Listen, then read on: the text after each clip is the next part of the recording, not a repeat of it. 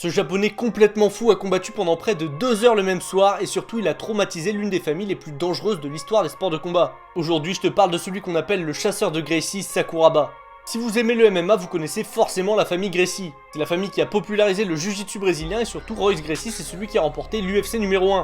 Sauf que Sakuraba lui n'en avait rien à faire, il en a battu 4. En effet il a battu Royler, Renzo, Royce et Ryan. Mais c'est pas tout, il a également battu 15 ex-champions d'organisations majeures comme l'UFC, le Pride ou le Rising. Alors là déjà c'est un CV exceptionnel, mais ce qui est plus impressionnant c'est qu'il ne faisait qu'1m80 pour 75 kg et qu'il combattait contre des poids lourds. Sakuraba était quelqu'un qui admettait beaucoup fumer et boire et qu'il avait une hygiène de vie très douteuse.